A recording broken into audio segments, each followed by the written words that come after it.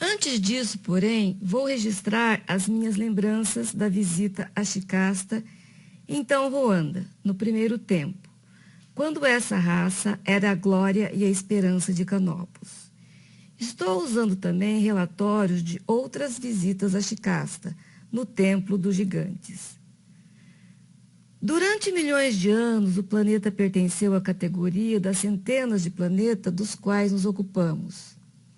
Era tido como detentor de grande potencial graças à sua história de mudanças repentinas, criação rápida de novas formas e degradações súbitas, com períodos de estagnação.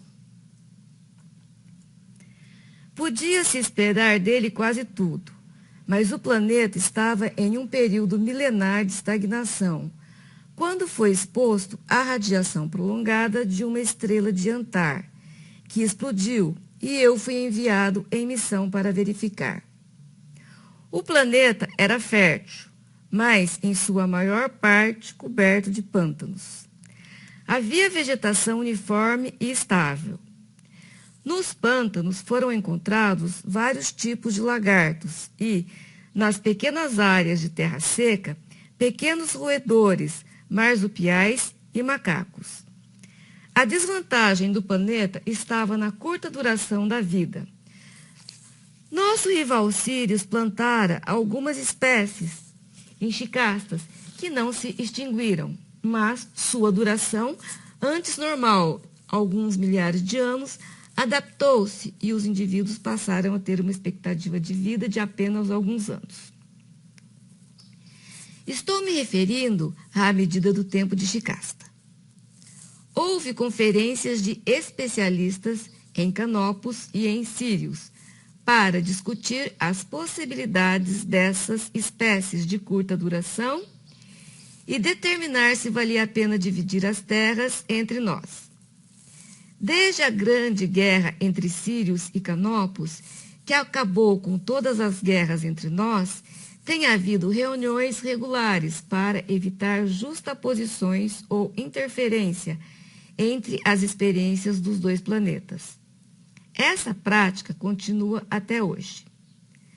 A conferência não chegou a uma conclusão. Não sabíamos o que esperar do fluxo de radiação. Sirius e Canopus concordaram em esperar para ver. Durante esse tempo, Shammat tinha feito também uma inspeção, mas só viemos a saber disso mais tarde. Quase imediatamente, nossos enviados relataram alterações assombrosas nas espécies. Todo o pântano, nevoento e fértil, fremia com as mudanças. Os macacos, especialmente, estavam gerando todo tipo de variações, algumas verdadeiros aleijões e monstros, mas outras notáveis, que prometiam resultados interessantes. O mesmo se dava com todo tipo de vida, vegetação, insetos, peixes. Compreendemos que o planeta estava em via de se colocar entre os mais férteis de sua classe. E foi então chamado de Ruanda, que significa fértil, cheio de vida. Naquela época era ainda nevoento, coberto de pântano e terrivelmente úmido. Nada existe de mais deprimente do que esses planetas formados de água quente, nuvens, brejos, charnecas, umidade, e ninguém gosta de visitá-los. Mas houve uma mudança no clima. A água fervia nos pântanos e nos brejos e pairava no ar, sob a forma de nuvens baixas. Apareceu mais terra seca, embora tudo que se podia ver ao se aproximar do planeta fossem massas de nuvens ameaçadoras e imóveis. Houve outro fluxo de irradiação, completamente inesperado, e os polos se congelaram, formando camadas espessas de gelo. Ruanda transformava-se em um planeta mais desejável, com imensas massas de terra e água distribuída em áreas definidas ou correndo em canais ou rios. Muito antes de termos feito o seu mapa, Sírios e Canopus conferenciaram novamente. Sírios queria o hemisfério sul para experiências que complementariam as que realizavam nas áreas temperadas e meridionais de outra colônia. Nós queríamos o hemisfério norte, porque era aí que um grupo de antigos macacos haviam se estabelecido e começavam a se desenvolver. Já tinham 3 ou 4 vezes a altura dos seus pequenos ancestrais. Demonstravam tendências para caminhar ereto e um rápido crescimento da inteligência. Nossos especialistas nos diziam que essas criaturas deveriam continuar essa evolução acelerada e que se tornariam uma espécie de grau A, provavelmente dentro de 50 mil anos, desde que não houvesse mais nenhum acidente cósmico. E sua duração de vida já era bem maior agora. Este era considerado um fator mais importante. Canopus resolveu expor Ruanda a um plano de crescimento forçado, plano prioritário a todo risco. Isso se deveu, em parte, ao fato de sabermos que uma de nossas colônias, instável como Ruanda, teria pouco tempo de vida. Em 20 mil anos, um cometa a colocaria fora do curso. Isso transtornaria o equilíbrio do nosso sistema, tão cuidadosamente mantido. Ver mapas e cartas números 67M93M, área 7D3, no edifício de demonstração planetária. Se por essa época Ruanda tivesse atingido o nível operacional, poderia tomar o lugar do infeliz planeta no nosso plano cósmico. Aconteceu exatamente como estava previsto. O planeta, colocado fora de equilíbrio, perdeu toda a vida rapidamente e hoje está morto. Para sermos mais exatos, precisávamos apressar o progresso de Ruanda para que atingisse o nível desejado em 20 mil e não 50 mil anos. Como de hábito, sondamos o pessoal das colônias à procura de voluntários e escolhemos uma espécie da colônia 10, excepcionalmente bem sucedida em desenvolvimento simbiótico. Naturalmente, é preciso que a espécie possua determinadas características mentais para preencher certas condições. Digamos, deve ter espírito de aventura. Embora seja conhecida as linhas principais de um desenvolvimento provável, nunca se pode prever exatamente o resultado da simbiose de duas espécies. Há muitos imprevistos. E assim, eles foram informados de que Ruanda era imprevisível, anormalmente sujeita a alterações e ao acaso. Acima de tudo, não sabíamos como seria a adaptação do tempo de vida. Se fosse para baixo, isto é, favorecendo o tempo de vida de Ruanda, esses voluntários da colônia 10 estariam se expondo a suicídio racial. Mas é preciso esclarecer que, nessa fase e nessa época, a espécie era forte e saudável, com mente viva e facilmente adaptável e memória genética de experiências similares. Foram introduzidos pequenos grupos de voluntários da coluna 10 em Ruanda, em vários pontos do hemisfério norte. Eram, ao todo, 1.000 indivíduos, entre homens e mulheres, e quase imediatamente, isto é, em 500 anos, tudo indicava que a experiência seria um sucesso. A interação entre as duas espécies era perfeita, tendo sido ambas afetadas positivamente. Não houve agressão instintiva devida à compatibilidade genética. Nós, em Canopus, nos congratulamos. Dentro do prazo de 20 mil anos, a raça mais jovem, os ex-macacos, atingira o nível requerido e o povo da colônia 10, de desenvolvimento rápido, teria atingido um estágio que se poderia definir como um passo à frente na evolução, que habitualmente levaria um tempo 10 vezes mais longo. Descreverei a situação de Ruanda mais ou menos 1000 anos depois da introdução da espécie da colônia 10. Em primeiro lugar, a raça indígena. Nada de excepcional. Já tínhamos visto isso antes, pois é um padrão encontrado em muitos planetas. As criaturas caminhavam agora sobre as patas traseiras, e seus braços e mãos podiam desempenhar os trabalhos mais variados e usar ferramentas. Tinham uma consciência acentuada do próprio valor, isto é, como criaturas capazes de manipular o meio ambiente e sobreviver. Caçavam e iniciavam-se na agricultura. Seu tamanho era de um chicastiano médio de hoje e aumentava rapidamente. O cabelo era espesso e longo e o corpo coberto de pelos grossos e curtos. Viviam em pequenos grupos bem disseminados, com pouco contato uns com os outros. Não lutavam entre si. Sua expectativa de vida era de aproximadamente 150 anos. Uma boa parte dos primeiros espécimes da colônia 10 morreu cedo, mas isso era de esperar. Parece não haver explicação para esse tipo de morte. As crianças atingiam o tamanho dos pais antes de saírem da infância. A espécie aumentava de tamanho com tanta rapidez que eles próprios se chamavam de gigantes desde o princípio. Isso provocava um certo constrangimento.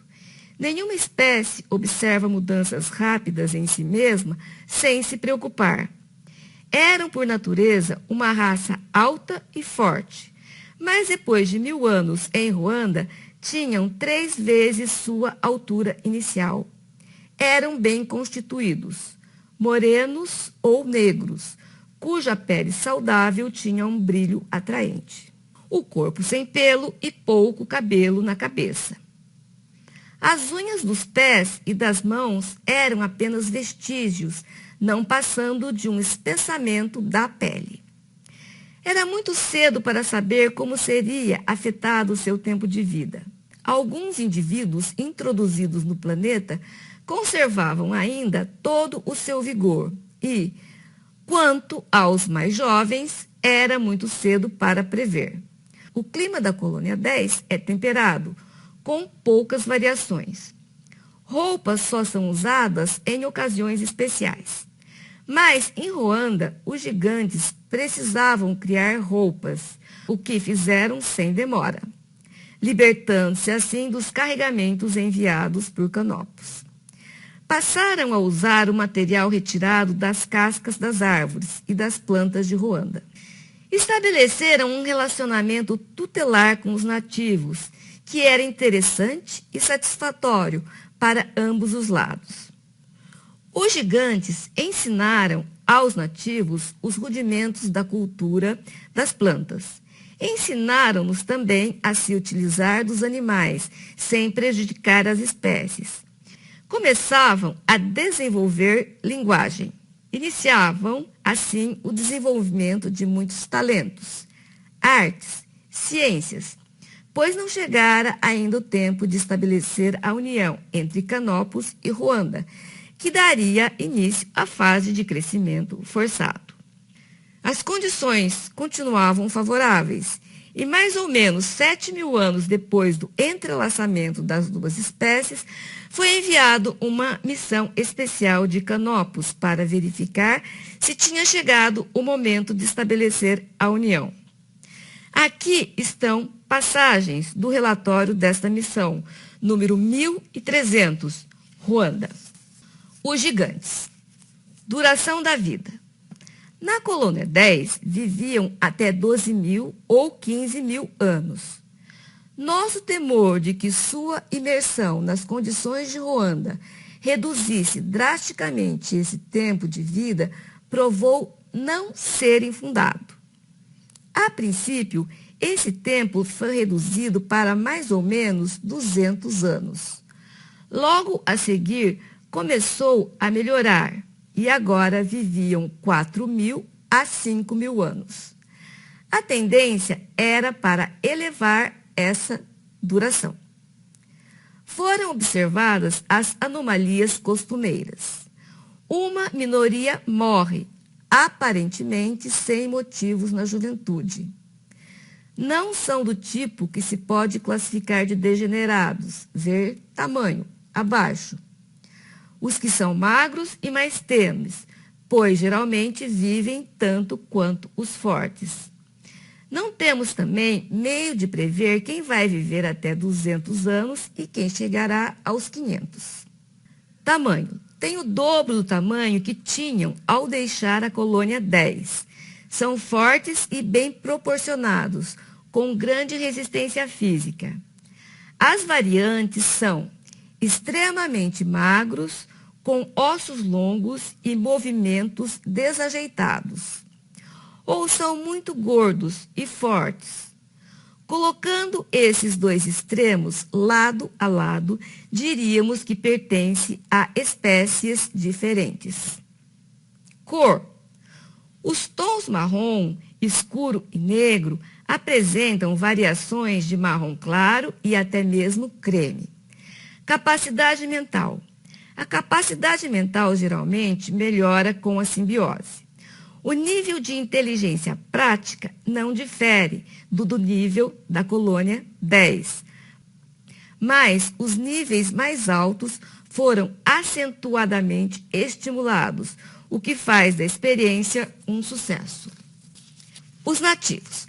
Duração de vida, aumentando, mas não com a mesma rapidez da dos gigantes. Vivem cerca de 500 anos, a não ser que sofram acidentes. Como os gigantes, morrem quando atacados por minúsculos organismos, alguns de origem local, outros do espaço. Não foram encontrados sinais de doenças degenerativas. Tamanho. Metade do tamanho dos gigantes, cerca de 2,5 a 3 metros. O tipo físico refinou-se acentuadamente. O pelo do corpo diminuiu. Os cabelos da cabeça aumentaram e têm sobrancelhas espessas. Estrutura, feições, características gerais sólidas e fortes. Continuam acentuados os sinais de origem animal. A maior parte tem olhos castanhos. Em todo o grupo do hemisfério norte, essas criaturas apresentam uma acentuada uniformidade. Cor. O tom da pele vai do marrom ao creme, mas a maioria tem a pele marrom clara. Capacidade mental. Nenhum traço dos poderes mais altos, mas sua inteligência prática desenvolveu-se acima das expectativas, constituindo uma base firme e saudável para o que planejamos para a União. Generalidades. O relacionamento entre gigantes e nativos é bom. Mantém contato permanente, mas superficial. Os gigantes os visitam apenas quando os nativos precisam de conselho ou orientação. Os gigantes vivem a não mais de 100 quilômetros dos seus protegidos.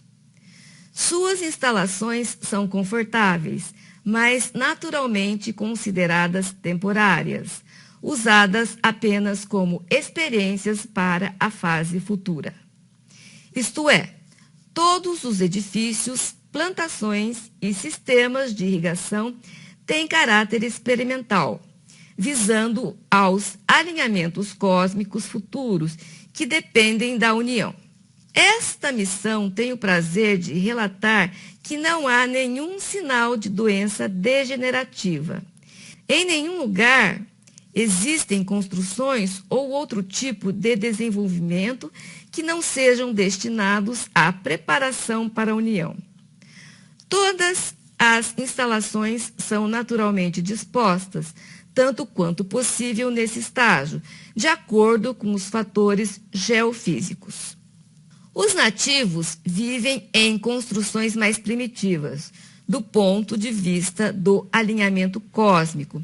Embora, no que se refere ao aspecto físico, algumas moradias tenham atingido certo nível de beleza, além de suprir o calor e o conforto necessário. Esse fator, e mais do que qualquer outro, nos leva à conclusão de que a união deve ser feita o mais brevemente possível.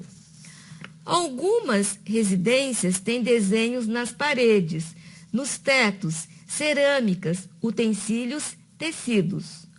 Os desenhos, graças à orientação dos gigantes, concordam com as necessidades dessa fase, mas em pouco tempo o desequilíbrio será inevitável. A caça deixou de ser a principal fonte de alimento. A agricultura está bem desenvolvida. Tem grãos de toda espécie, vegetais e plantas de folhas. O cultivo da terra apresenta bom desenvolvimento, ao lado da criação de animais. Não há ainda necessidade urgente de irrigação. As fontes de água natural continuam adequadas, mas as pesquisas dos gigantes sugerem que deverá ser estabelecida nas áreas mais quentes do centro. O nosso relatório demonstra sucesso. Esta missão é de opinião que as condições são favoráveis ao estabelecimento da União. Os gigantes estão ansiosos por isso. Sem fazer exigências ou pretender apressar as fases que não devem ser apressadas, sentem-se excluídos dos contatos comuns com a galáxia. Embora nenhum deles individualmente tenha lembrança do contato genuíno. O fluxo livre de pensamentos, ideias, informação, crescimento entre planetas da nossa galáxia, embora nenhum deles individualmente tenha lembranças do contato genuíno. O fluxo livre de pensamentos, ideias, informações, crescimento entre planetas da nossa galáxia. Não faz muito tempo que o mais antigo imigrante da colônia 10 morreu e, de qualquer modo, sua memória genética é muito poderosa, ativa e em desenvolvimento. E a preparação para a união está completa. Uma advertência.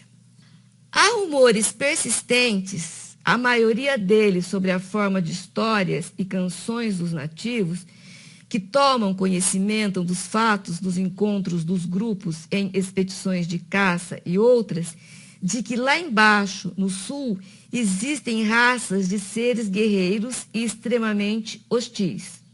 Os gigantes enviaram expedições às duas principais massas de terra e apenas verificaram que as espécies introduzidas por Sírios desenvolveram-se satisfatoriamente.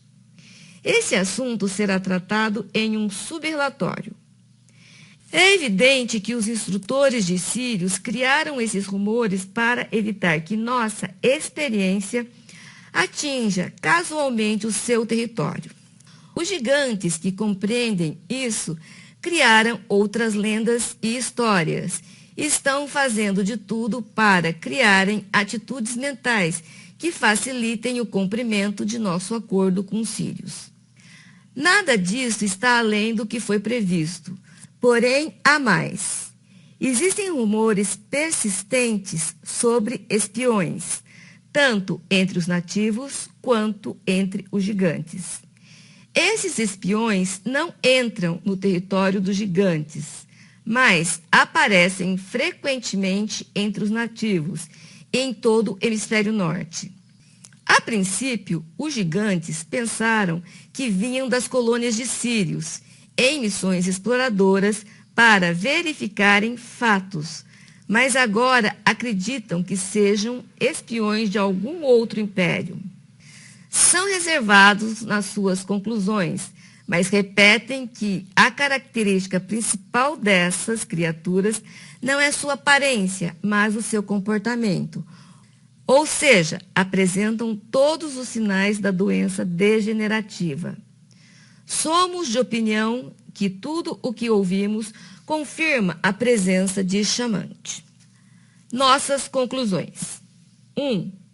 A união deve começar. Temos ótimas condições. 2. Não deve ser ignorado em nossos planos o fato de este planeta ser sujeito a mudanças súbitas e drásticas. 3. Sirius deve fazer uma investigação para verificar se espiões de Tiamat foram vistos nos seus territórios. 4. Devemos concentrar nossa atenção no aparente objetivo de Tiamat. Ao que sabemos, não há lugar para Tiamat neste planeta. Logo depois disso, foi feita a união, com sucesso, tornando desnecessária a presença de missões e enviados especiais. As mentes dos gigantes, ou para sermos mais precisos, a mente gigantesca, fundiu-se com o sistema canopiniano. A princípio, parcialmente e experimentalmente, mas criando uma corrente de crescimento e de sensibilização crescente. Todas as notícias de Ruanda eram animadoras. Absorver as gravações e relatórios sobre esse período de quase 10.000 anos é participar da realização do sucesso do desenvolvimento. Poucas de nossas colônias realizaram tão completamente as nossas expectativas. Os espiões mencionados no relatório acima aparentemente desapareceram do cenário. Em Canopus, admitimos que tivessem sido destruídos pelo inesperado da União, que não tivessem suportado a mudança para as vibrações mais tênues e mais elevadas, embora não tenhamos afastado a possibilidade de essas criaturas de Tiamat terem evoluído e não morrido. Isso podia ser atribuído à variedade e à riqueza geral de Ruanda.